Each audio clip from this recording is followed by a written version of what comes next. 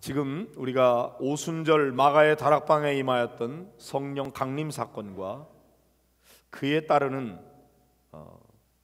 베드로 사도의 설교를 우리가 이어서 말씀을 나누고 있습니다. 생각할수록 참 감동이 되고 정말 이런 일이 우리에게도 다시 일어나기를 바라는 간절한 마음이 있습니다. 사도행전 2장을 수도 없이 읽고 또 읽으면서 오순절 마가의 다락방에 임하였던 이 놀라운 성령의 역사가 오늘 내 심령 속에도 우리가 예배하는 이 예배당 안에도 임하게 되기를 간절히 소원하는 마음이 있습니다. 오순절에 임하였던 성령 강림 사건, 이것에 대해서 막 기뻐하며 춤추는 사람들도 있었지만 저 사람들 미친 거 아니야? 술 취한 거 아니야? 제정신이 아니잖아, 조롱하는 사람들이 있었어요. 베드로는 그들에 대해서 아니다, 술 취한 게 아니고 이건 요엘 선지자의 예언이 성취된 것이다, 이렇게 변증하는 내용이 지난주에 우리가 읽었던 말씀입니다. 그런데 그 변증을 하고 난 다음에 곧바로 이어서 베드로는 예수 그리스도에게 초점을 맞추고 그의 부활에 대해서 증거하고 있습니다. 한번 22절부터 24절까지 말씀 보겠습니다. 시작. 이스라엘 사람들아, 이 말을 들으라. 너희도 아는 바와 같이 하나님께서 나사렛 예수로 큰 권능과 기사와 표적을 너희 앞에 베푸사 너희 앞에서 그를 증언하였느니라. 그가 하나님께서 정하신 뜻과 미리 아신 대로 내준 바 되었거늘 너희가 법 없는 자들의 손을 빌려 못 박아 죽였으나 하나님께서 그를 사망의 고통에서 풀어 살리셨으니 이는 그가 사망에 매여 있을 수 없었음이라. 자, 베드로는요 이렇게 말하는 겁니다.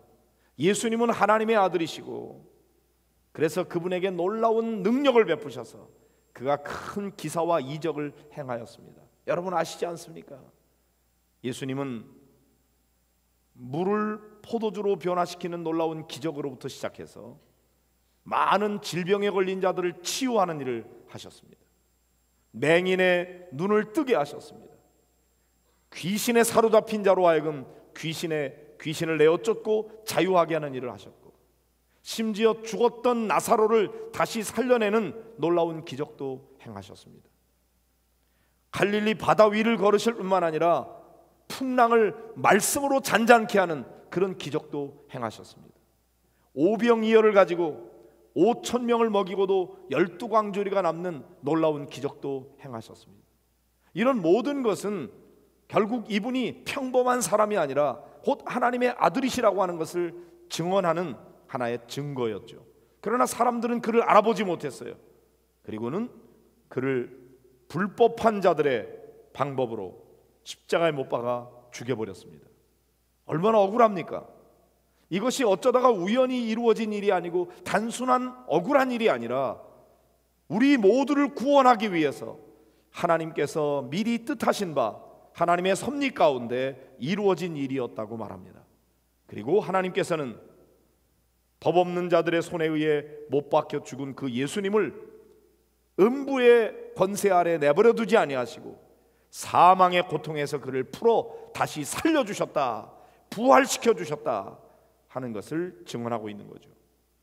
예수님의 부활이라고 하는 이 놀라운 역사적 사실은 어쩌다 우연히 이루어진 것이 아니고 베드로가 보니까 이미 1000년 전에 다윗을 통해서 예언된 사건의 성취라고 하는 것을 이제 발견하고 증언하고 있는 것입니다. 보세요. 25절부터 28절의 말씀입니다. 시작. 다윗이 그를 가리켜 이르되 내가 항상 내 앞에 계신 주를 배웠으며 나로 요동하지 않게 하기 위하여 그가 내 우편에 계시도다. 그러므로 내 마음이 기뻐하였고 내 혀도 즐거워하였으며 육체도 희망에 거하리니 이는 내 영혼을 음부에 버리지 아니하시며 주의 거룩한 자로 썩음을 당하지 않게 하실 것이미로다. 주께서 생명의 길을 내게 보이셨으니 주 앞에서 내게 기쁨이 충만하게 하시리로다 하였으므로. 자, 이 말씀은요 다윗이 했던 시편 16편 8절 이하의 말씀을 인용한 거예요. 다윗이 하나님이 누구인지를 발견했어요. 그리고 그 하나님께 대해서 자신의 신앙을 고백하면서 하나님을 찬양하는 내용이 거기에 나옵니다. 이런 내용이에요. 주님만이 나의 주님이십니다. 하나님만이 살아계신 나의 주님이시고 주밖에는 나의 복이 없습니다. 주님만이 나의 산업이십니다. 주께서 내게 줄로 재어준 구역은 아름다운 곳에 있습니다. 주님이 내게 주신 은혜가 너무나 큽니다. 그 기업이 실로 아름답습니다. 하나님이 주신 그 놀라운 은혜로 인하여 제가 주님을 송축합니다. 찬양합니다. 내가 주님만을 항상 내 앞에 모시겠습니다. 주님이 나의 오른쪽에 계시니 나는 어떠한 상황 속에서도 두려워하지 않습니다. 흔들리지 않을 것입니다. 오직 주님만이 내 곁에 계시면 됩니다. 주님이 내 안에 계시니 내 마음이 너무나 기쁩니다. 내 혀가 즐거워해서 내 혀로 주님을 찬송하고 주님을 예배하고 주님 앞에 기도하고 주님께 감사를 드립니다. 또 내 육체도 희망에 거합니다. 그러면서 특별히 내가 이렇게 주님을 찬양하는 궁극적인 이유는 내 영혼을 음부에 버리지 않기 때문입니다. 이 세상에 아무리 많은 것을 다 가지고 누린다고 할지라도 만약에 내가 음부에 곧 지옥에 떨어지게 된다면 내가 어떻게 찬양하고 감사할 수 있겠습니까? 그러나 하나님께서는 나를 음부에 버리지 않는다 하시니 내가 어찌 주님을 찬양하지 않을 수가 있겠습니까? 이것이 구원의 확신을 가진 다윗의 기쁨이요 고백이었습니다. 가장 중요한 것은 이것입니다. 주의 거룩한 자로 썩음을 당하지 않게 하실 것이미로다.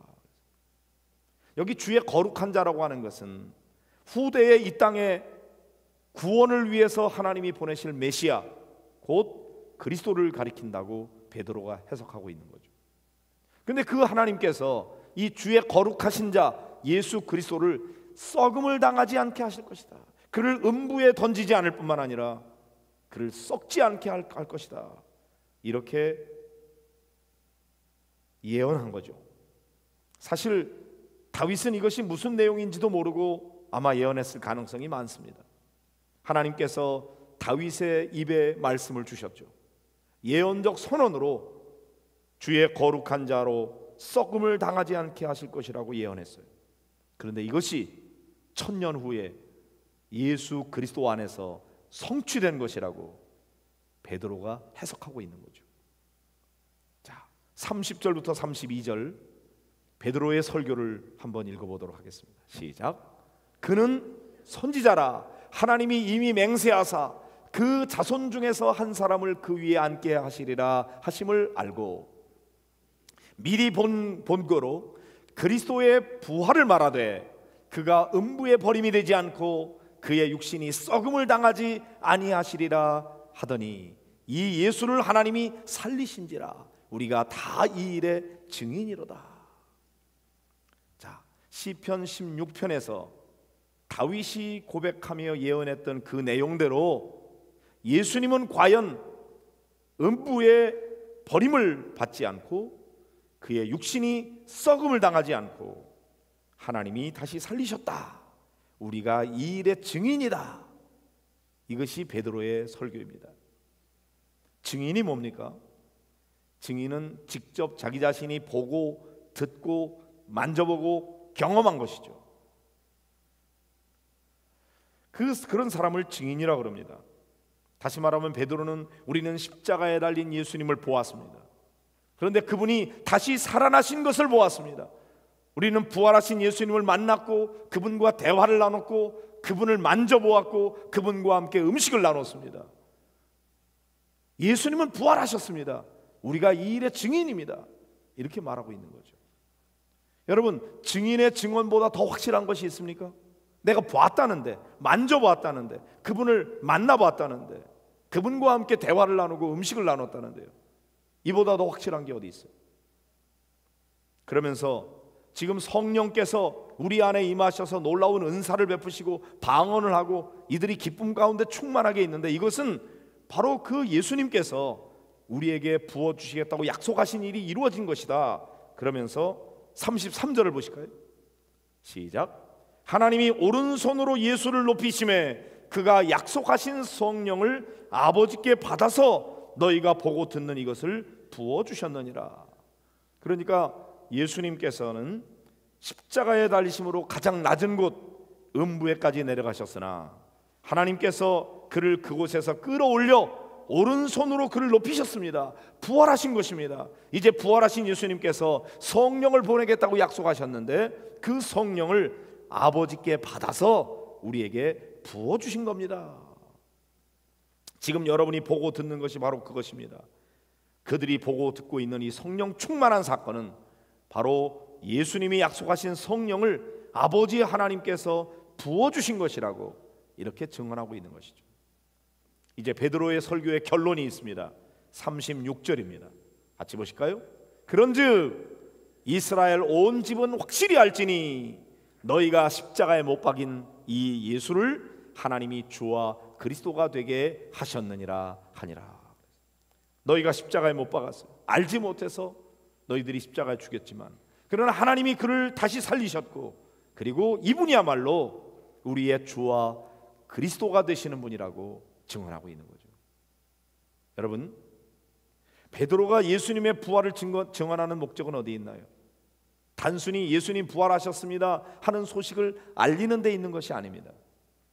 예수님의 부활, 이것은 역사적 사실이니 당신들이 이 사실을 믿으십시오.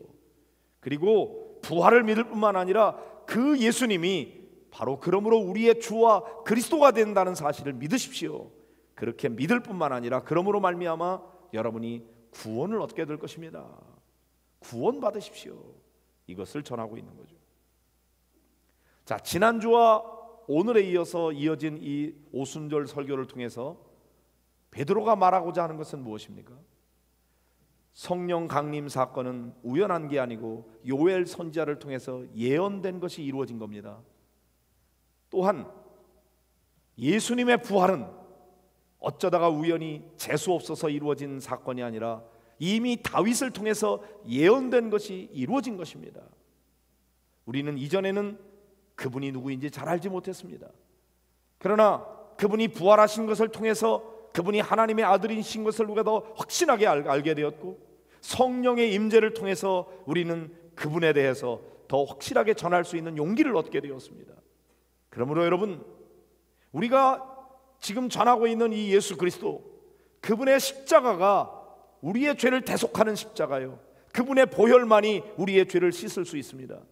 그리고 그분이 우리의 주와 그리스도가 된다는 사실을 예수님의 부활을 통해서 우리에게 확증해 주셨으니 여러분, 예수 그리스도를 믿고 부활의 주님을 믿고 구원 받으시기 바랍니다. 이것이 베드로의 설교였어요. 저는 이 말씀을 통해서 오늘 우리에게도 그런 역사가 일어나기를 바라는 것입니다. 오순절에 임하였던 성령 강림 사건이 우리 가운데도 임하게 돼서 그들에게 임하였던 여러 가지 은사들이 충만할 뿐만 아니라 그들이 누렸던 기쁨을 우리가 충만히 누리는 성도들이 되시기를 간절히 바랍니다. 그리고 중요한 것, 성령으로 충만하게 될 때 우리가 가지는 관심의 초점이 예수 그리스도께 임한다는 거죠. 예수님이 누구인지를 더 분명히 알게 되고 그 예수님과 더 친밀한 관계를 맺게 되고 그리고 이분이 진정으로 우리의 주님이라는 사실을 확신하게 되면서 그 예수님을 전하는 전도자의 삶을 살게 된다는 것입니다. 사랑하는 성도 여러분, 우리에게 전도자가 되는 것, 증인이 되는 것, 그보다 더 우선되는 게 있습니다. 그것은 저와 여러분이 먼저 성령으로 충만하게 되는 거예요. 그걸 통해서 우리가 예수님에 대해서도 확신을 갖는 것입니다. 우리가 구원받은 것에 대한 확신을 갖고 그리고 난 다음에 담대하게 우리가 경험한 이 예수, 내가 믿는 예수, 그분을 전하게 되는 것이죠. 그러므로 성도 여러분 모두가 다 이 예배를 통해서 주의 영으로 충만하게 되시기를 주님의 이름으로 축복합니다. 그리고 여러분 안에 그렇구나, 예수님의 십자가 보혈이 내 죄를 씻는 유일한 비결이구나. 그리고 그 예수 그리스도를 믿을 때 내가 구원을 받고 나는 이제 음부에 던져지지 아니하고 나는 하나님 나라 백성으로 살게 되는구나 하는 사실을 여러분 모두가 다 먼저 확신하게 되시기를 바랍니다. 그 기쁨으로 충만하게 되시기를 바랍니다. 그 다음에 비로소 내 안에 일어난 이런 놀라운 변화, 내 안에 있는 이 놀라운 기쁨, 나만 간직하고 있어서는 안 되겠구나, 내가 이것을 알지 못한 사람에게 전해야 되겠구나, 그런 마음의 열정을 하나님이 주실 때 그때 여러분이 전하면 되는 것이죠. 베드로는 많은 제자들과 함께 처음부터 위대한 전도자는 아니었어요.